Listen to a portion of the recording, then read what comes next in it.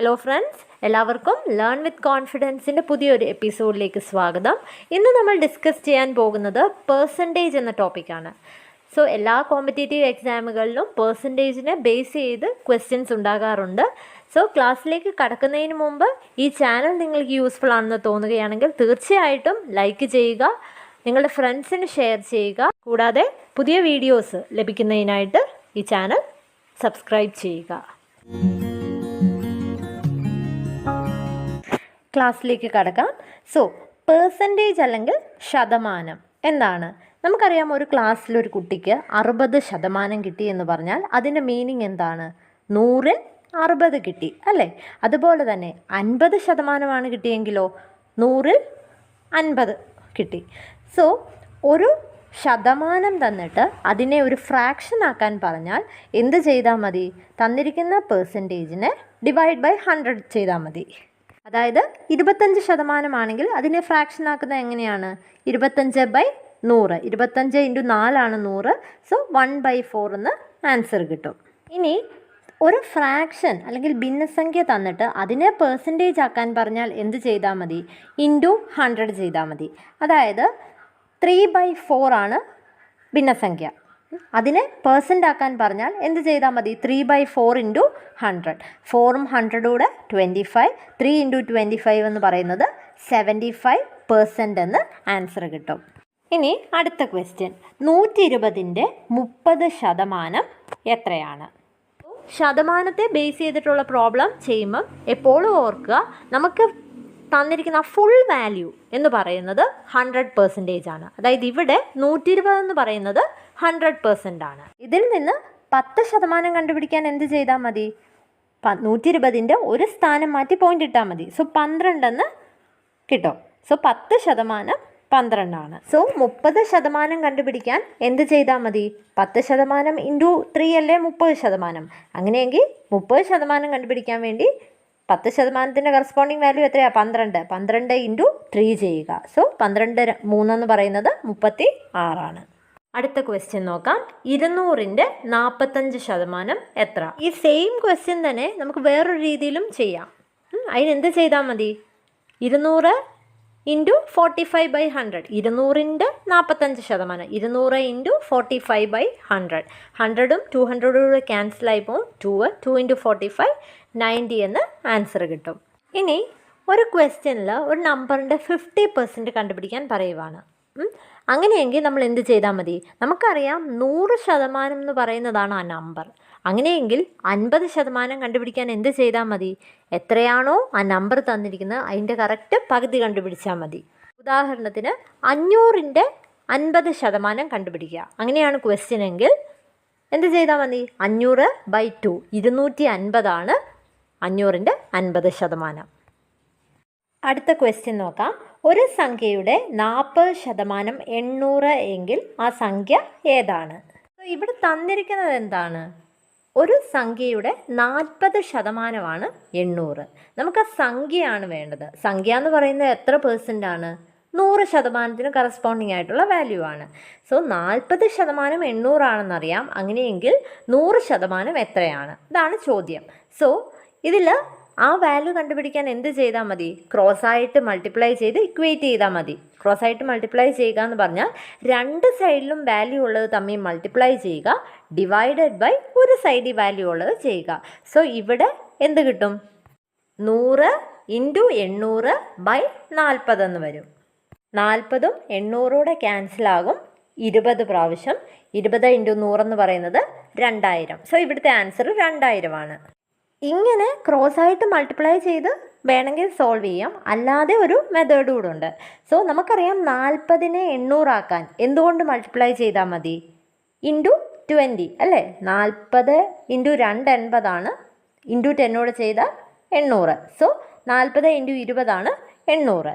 അതുപോലെ തന്നെ നമ്മൾ എത്ര കൊണ്ടാണോ മൾട്ടിപ്ലൈ ചെയ്തത് അത് താഴെയും മൾട്ടിപ്ലൈ ചെയ്യുക. സോ 100 × 20 എന്ന് പറയുന്നത് 2000 എന്ന് ആൻസർ കിട്ടും. സോ ഈ രണ്ട് രീതിയിൽ ഏത് വേണം നിങ്ങൾക്ക് സോൾവ് ചെയ്യാം. സോ ഇവിടുത്തെ ആൻസർ എന്ന് പറയുന്നത് 2000 ആണ്. ഇതേ മോഡൽ ഒരു ക്വസ്റ്റ്യൻ കൂടി നോക്കാം. ഒരു സംഖ്യയുടെ 20% 480 എങ്കിൽ സംഖ്യ ഏതാണ്? സോ ഇവിടെ എന്താണ് പറഞ്ഞേക്കുന്നത്? 20% നമ്മളോട് ചോദിച്ചേക്കുന്നത് ആ സംഖ്യ ഏതാണെന്നാണ്. എപ്പോഴും സംഖ്യ എന്ന് പറയുന്നത് 100% ആണ്. സോ 100% കറസ്പോണ്ടിങ് ആയിട്ടുള്ള വാല്യൂ ഏതാണെന്ന് കണ്ടുപിടിക്കണം.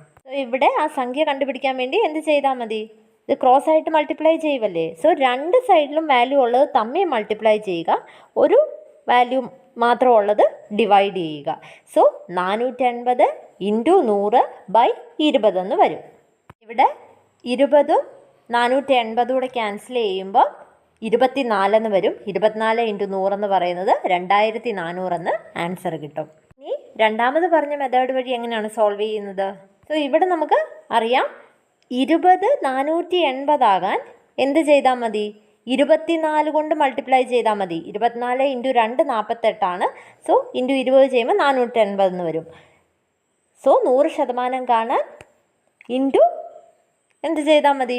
24 കൊണ്ട് മൾട്ടിപ്ലൈ ചെയ്താൽ മതി. 24 × 100 എന്ന് പറയുന്നത് 2400.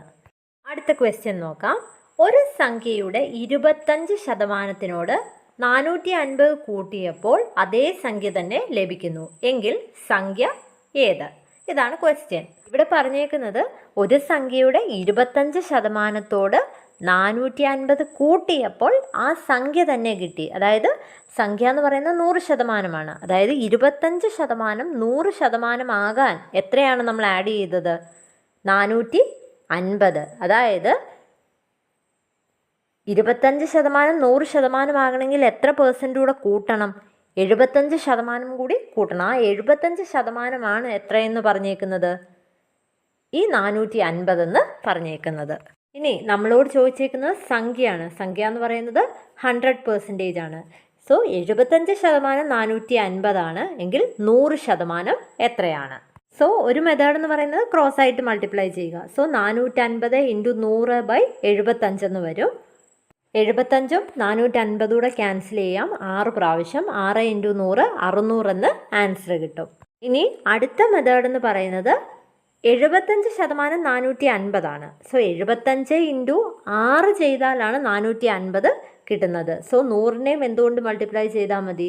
× 6 ചെയ്യുക. സോ 100 × 6 എന്ന് പറയുന്നത് 600. അടുത്ത ക്വസ്റ്റ്യൻ നോക്കാം. ഒരു സംഖ്യയുടെ 75%നോട് 75 കൂട്ടിയപ്പോൾ അതേ സംഖ്യ തന്നെ ലഭിക്കുന്നു എങ്കിൽ സംഖ്യ ഏത്? ഇവിടെ എന്താണ് പറഞ്ഞത്? 75%നോട് 75 കൂട്ടിയപ്പോൾ സംഖ്യ കിട്ടി. സംഖ്യ എന്ന് പറയുന്നത് എപ്പോഴും 100%.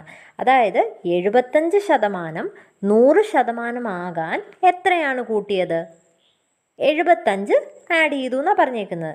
സോ 75% 100% ആകണമെങ്കിൽ എത്ര ശതമാനം നമ്മൾ ആഡ് ചെയ്യണം? 75ഉം 25ഉം അല്ലേ 100. സോ ഈ 25% എന്ത്? 75 എന്ന് തന്നേക്കുന്നത്. ഇനി ബാക്കി കണ്ടുപിടിക്കാൻ എളുപ്പമല്ലേ? ഇവിടെ 25% 75 സോ 100% കണ്ടുപിടിക്കാൻ വേണ്ടി ക്രോസ് ആയിട്ട് മൾട്ടിപ്ലൈ ചെയ്യുക. സോ 75 × 100/25 എന്ന് വരും. 75ഉം 25ഉം കൂടെ ക്യാൻസലാവും. 3 പ്രാവശ്യം. 3 × 100 എന്ന് പറയുന്നത് 300 എന്ന് ആൻസർ കിട്ടും. അല്ലാതെ ചെയ്യാൻ 25 × 3 75. സോ 100 × 3 ചെയ്യുക 300. സോ ഏത് രീതി വേണേൽ സോൾവ് ചെയ്യാം. അടുത്ത ക്വസ്റ്റ്യൻ നോക്കാം.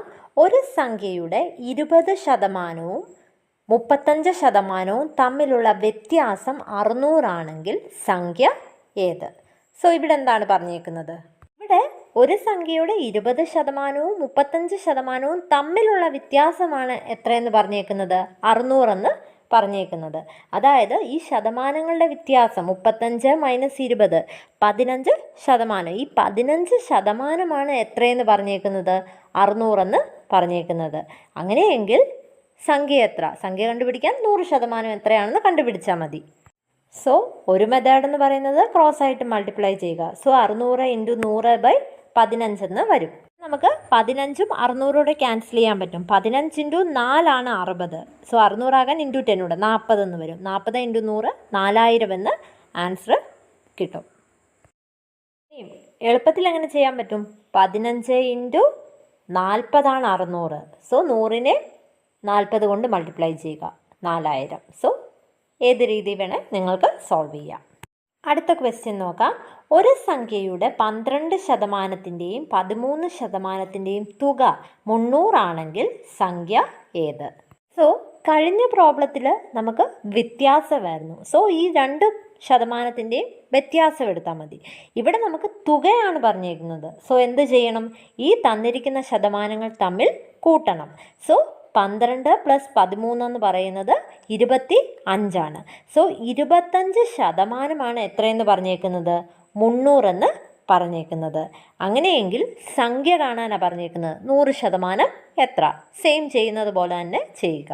സോ ക്രോസ് ആയിട്ട് മൾട്ടിപ്ലൈ ചെയ്യുമ്പോൾ 300 × 100/25 എന്ന് വരും. 25ഉം 100 ക്യാൻസൽ ചെയ്യും. 4 പ്രാവശ്യം 300 × 4 എന്ന് പറയുന്നത് 1200 എന്ന് ആൻസർ കിട്ടും. സോ നമ്മൾ നേരത്തെ പറഞ്ഞു ഇനിയുള്ള ഷോർട്ട് കട്ട് മെത്തേഡ് എന്താണ്? 25% 300 ആകണമെങ്കിൽ 25 × 12 ആണ് 300. സോ 100 × 12 ചെയ്യുക, 1200 എന്ന് കിട്ടും. സോ പെർസെൻറ്റേജിനെ ബേസ് ചെയ്ത് കുറച്ച് പ്രോബ്ലംസ് നമ്മളിന്ന് ഡിസ്കസ് ചെയ്തു. ബാക്കിയുള്ള പ്രോബ്ലംസ് അടുത്ത എപ്പിസോഡിൽ ചെയ്യുന്നതായിരിക്കും. സോ ക്ലാസ്സുകൾ ഇഷ്ടപ്പെടുകയാണെങ്കിൽ തീർച്ചയായിട്ടും സബ്സ്ക്രൈബ് ചെയ്ത് എന്നെ സപ്പോർട്ട് ചെയ്യുക. So thank you all.